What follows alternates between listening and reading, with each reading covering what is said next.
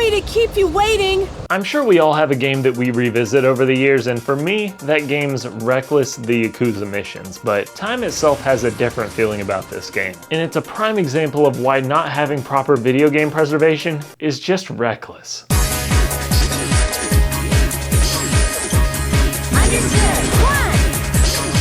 Wreckless, or Double S.t.e.a.l as it was known in Japan, features a double scenario of missions between a cop duo and a spy duo, both working their way around Yakuza dealings across Hong Kong. Chubby Wubby, this is Hubby Dubby. Are you there? Yeah, I'm here. You're not saying I look chubby in this, are you? Eventually you'll come across Tiger, the leader of the Yakuza. So you have a ditzy police duo and a goofy group of spies taking on a Japanese gang in a region of China. Excuse me, but why do we have to wear these suits? I don't know, but... Guys, it's okay. That's what spies wear. Suits. Oh-ho! The best way I can describe the gameplay is light platforming and a lot of smashing. You're either taking out as many cars as possible or avoiding damage in an environment that makes that task very difficult. What was that? No! My pudding! The gameplay is notably different depending on the platform, which had a scattered release depending on the console and region it came to. The GameCube and PS2 versions are nearly identical, but where things really start getting interesting is when we look at the Xbox version. I hope that wasn't too loud of a sound. The first version of Wreckless was made by Bunkasha Games for the Xbox. The first thing you'll notice about Wreckless on the Xbox is that even today, it still looks incredibly impressive. Hold on a sec. I'm checking out the goods. What? The goods? No, I was, It's a visual spectacle unlike anything else on the platform, despite being a one-off from a studio that, from my knowledge, only made this game. There's an impressive lighting model with realistic shadows, particle effects, and maps cluttered with physics-based objects that go flying when you hit them. The streets are filled with pedestrians and cars that'll send its passengers running when you hit them, with pieces of your car falling off in the process. Hubby Dubby, there's a cop right behind you. Shut up! Get back to the car, Chang! It's a visual spectacle unlike anything else on the platform, especially for its time, which is a striking difference from the GameCube and PS2 versions. Hurry up and start the car! The PS2 and GameCube versions were handled by a different studio, despite advertising Bunkasha Games on the back of the box art here. It gets a little bit confusing. I'm not sure if they're using the same engine for this version of the game, but if they are, it was heavily modified. Lighting is completely flat, cars handle much differently, and now we have rocket launchers? Visual changes might be obvious, but it's far from the only difference. There are various missions in both versions of Wreckless that are very similar at first glance, but due to the difference in physics between both games, they play quite differently. The vehicles in the Xbox version feel weighty, and you'll notice this difference between all of the vehicles you drive. Sports cars are fast and light, while trucks are slow and hefty. You can't barrel through traffic in a small car, but it's essential for tight spaces and maneuvering heavy traffic. The monster truck has no concern with traffic. Traffic is another noticeable difference between these games. In the Xbox version, traffic can get pretty heavy, but it feels a bit realistic in its presentation. Oncoming traffic will attempt to swerve out of your way, and barreling into a crowd will slow you to a crawl, as it will with the AI. The PS2 and GameCube versions, on the other hand, are a totally different story. There is so much traffic that it makes driving in a straight line almost impossible. But this isn't the case for the AI, of course. They can straight up cheat their way through all of the traffic, leaving you struggling to keep up. This is where those aforementioned weapons come into play. Rockets can be used to knock a few pegs off your opponent's health, and these canister things will activate a bullet time style slow-mo sequence that grants a little lenience to your road rage. While at first these seem like a needless addition, they start to become essential for progressing in this version of the game, at least if you're playing on the hard mode. This version's idea of hard is cramming as much traffic as possible in front of you to slow you down. On the Xbox version, it's purely your driving skill that gets you by. Platforming requires precise timing and extensive knowledge of your car's weight distribution, as well as luck. You'll need a lot of luck. Sometimes the cars feel really fun to drive, and sometimes they do whatever they want.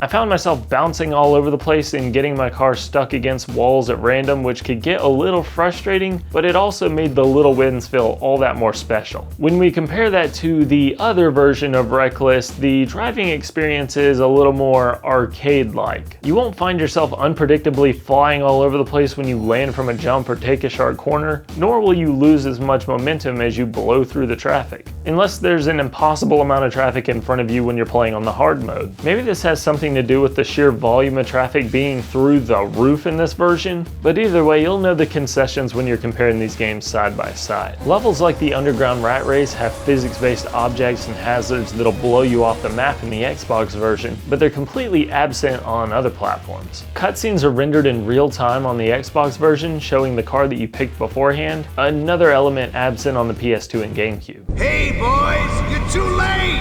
I'm already at the space shuttle! That's not to say that the PS2 and GameCube versions are lacking content, however. They actually include a plethora of traffic cars that you can unlock by getting gold ratings within the missions. You get bonus missions that'll allow you to roam around sections of the map to find boxes, which isn't very fun, as well as a selection of multiplayer modes where two cars share one screen, which I can only imagine isn't fun for very long. But if you played a lot of this in multiplayer, let me know. Cars in the Xbox version, however, are unlocked by completing certain missions, as well as finding secret cars that you have to hit with your car before completing the mission to unlock them. There may not be as many cars to unlock in the Xbox version, but what you do get is the tank.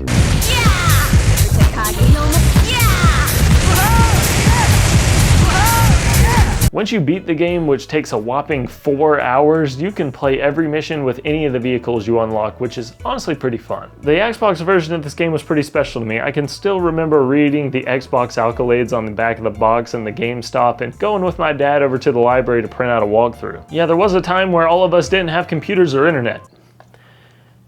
God, that shows my age, doesn't it? As somebody who grew up with the Xbox version, I was pretty critical of the PS2 and GameCube versions of Wreckless when I first played them. That being said, I really tried to give the other versions of this game a fair chance this time around with the recent pickup of a Wii, and to be honest with you, it's quite a bit more fun than I remember the first time I tried playing it, but it's still no Xbox version. Even with the graphics and gameplay aside, there's weird changes like audio differences.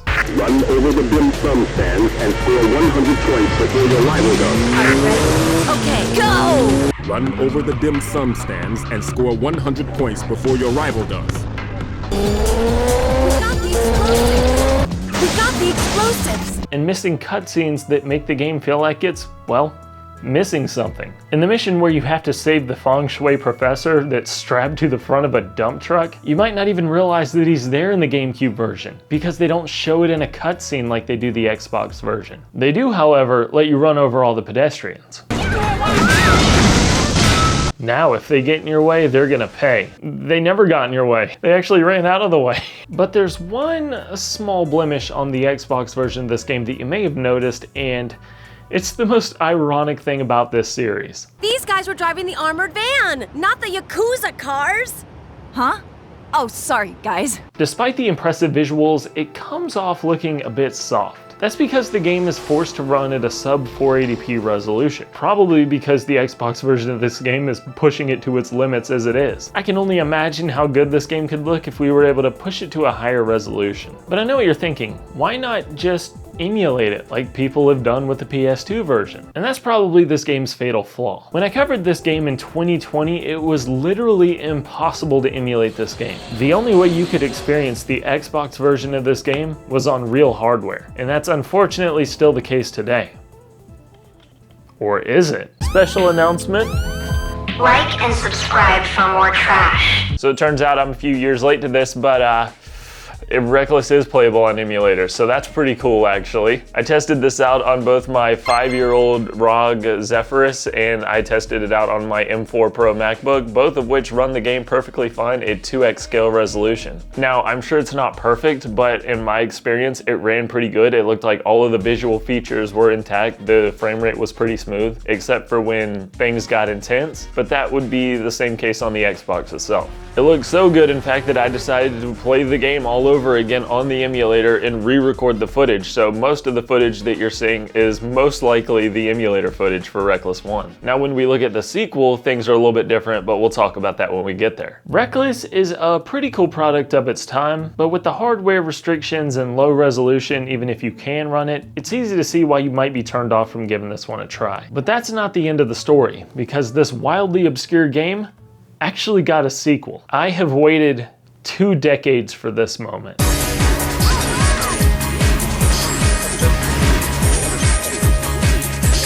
If you've never heard of or experienced Reckless on the Xbox, chances are you've never played its sequel. Released in August of 2005, s.t.e.a.l The Second Clash hit the Xbox at just about the right time for its bigger brother to start the next generation. Notice I didn't call it Reckless 2, despite it being exactly what The Second Clash is. This is where it gets interesting. s.t.e.a.l was a Japanese exclusive despite it being fully translated in English in both text and voice. If you make it to all of the shooting locations, I'll treat you to dinner. I'll hold you to that. So we have a Japanese game that's completely in English on a console that's famously unpopular with the Japanese audience. It's almost like they wanted this game to sell nothing. And given that it's such an obscure and rare title, it's almost prohibitively expensive on the secondhand market. But even if it wasn't, I'm pretty sure I'd need a Japanese Xbox to play it because these consoles are region locked. And as we established with the previous game, emulation was almost non-existent here. So, emulation side note here for the second game, it does seem to technically run and work okay, but it does have some issues. The sequel actually supports 16:9 widescreen, but when I tried to force that in the emulator, I couldn't get widescreen working properly. It just cut the image off and didn't center it properly. The second issue I had with running the sequel is while it does look and run okay, the audio has some issues.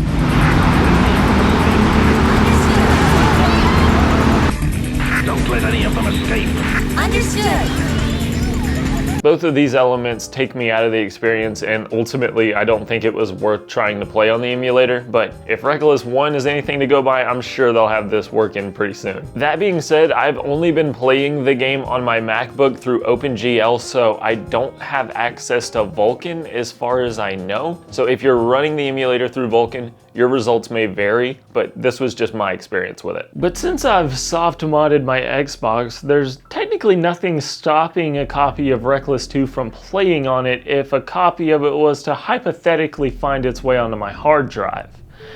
Oh wow, look, a copy of s.t.e.a.l on my dashboard. How did that get there? Well, I guess I have no option but to check it out now. If you thought Hong Kong was a weird location for the first game, you won't believe where we are now. Go ahead, I'll give you a couple seconds to take a guess.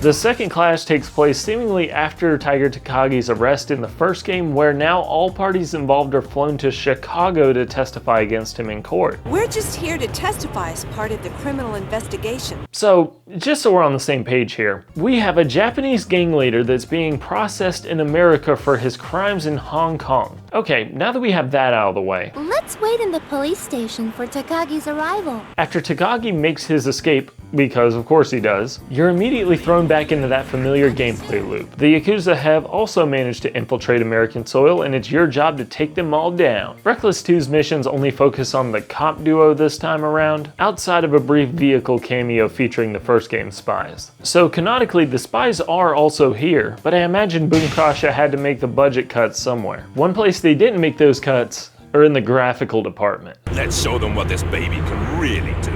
You probably already noticed this, but the second Clash is a much sharper looking game from its predecessor, and this is because it's one of the few Xbox games to actually run in 720p. Let me remind you that this game came out in 2005, long before the average household had an HD TV. Hell, I was still playing a PS3 on a CRT up into the 20-teens. We didn't have new TV money. There's definitely less traffic this time around, leading to less claustrophobic chaos, but that's made up for it in scale, because Reckless 2 features an open world that you can explore in between missions in the free roam mode. But it really doesn't matter if the game isn't fun to play. Spoiler, The game is pretty fun to play. The first thing I noticed about the gameplay is the refinement to the handling model. Steering is responsive and cars don't unexpectedly spin out of control like they did in the first game. That's not to say gravity can't still be ridiculously wacky at times, but it's much more predictable this time around. Performance is also pretty smooth. I rarely noticed any bad frame drops, which was a common occurrence in the first game whenever you had a lot of action going on. Gameplay is spread out between 20 missions like the first game, as well as mini games spread throughout the city, featuring everything from time trials and checkpoint races to pizza deliveries and sniper challenges. Didn't expect that one. Like the first game, missions have enough variety to keep them interesting, having you do everything from transport materials you weren't qualified to handle, to stopping stolen cars and fighting your way to a UFO that Takagi is planning on using for world domination. With this weapon, I'll be able to blow away those pesky police officers. Most of Chicago. I never said this was a serious game. It seems like Bunkasha might have taken a few inspirations from the team behind the other versions of Reckless this time around. Missions have gold medals that reward you for prompt completion, and you have a wacky variety of cars to unlock that come with their own special abilities. These can be quick dashes through traffic or a Rocket League jet that'll send you flying through the air. You won't find these cars lingering around in the levels this time around, however. Now you have to find car part boxes hidden throughout missions and the open world. These ones are a bit harder to come across, being tucked away in tricky spots and only appearing on the minimap for a short blip. This format rewards open world exploration in between missions to give you more cars to play with later, unless you just decide to beeline it through the story. My favorite part about Reckless and the second Clash is how unique they feel to play despite introducing elements that plenty of other games would use throughout the years. The gameplay is fun, simple, and the quirky characters give this game an identity that really stands out amongst its peers. Well, we did it. Yeah. Obviously, the story isn't the focus here, but it's something that I wish got a little more attention. In the first game scenarios, the story abruptly ends before giving you a few extra missions to play. In the second game, they do expand on elements from the first, like the girls finally getting a little vacation, but I guess I wanted more goofy banter from all of these characters. The Reckless series is one I would definitely recommend you guys check out if you're a fan of arcade racers and you have a platform that permits it. Although it's came a long way, emulation still seems to be a little spotty with these old Xbox games, and I honestly don't see Activision doing anything with this IP, assuming that they're the ones that own it. I'm still a little unsure of what's going on there. It's such a strange title considering that the developers just kind of came and went with it. Development history is scarce, if available at all, and it's such a niche title that I feel like it's getting buried with the passage of time. But in my opinion, it's a shining beacon of what Xbox used to represent. Innovative technology and unique gameplay experiences. It's just a shame that it seems like that philosophy hasn't stuck around over there at Microsoft. Thank you to Not a Clown 2, Exeat, Joking Bomb, and Scotty for supporting the channel. And thank you to all of you new guys that have came here in the past few months. This channel has really taken off in a way that it hasn't ever before, and I just appreciate you guys being here. If you enjoyed this video and you're new here, see if there's something on the channel that suits your interests. Let me know what you think about this series and let me know if you have any memories with it. Until then, I'll see you guys in the next one. You know what we need? We need a vacation. I was just thinking we should talk to the captain. Captain, I wanted to ask you if we can take a vacation. We've been working so hard, You're not getting a vacation. But we've been working so hard for the past month. I really need a vacation.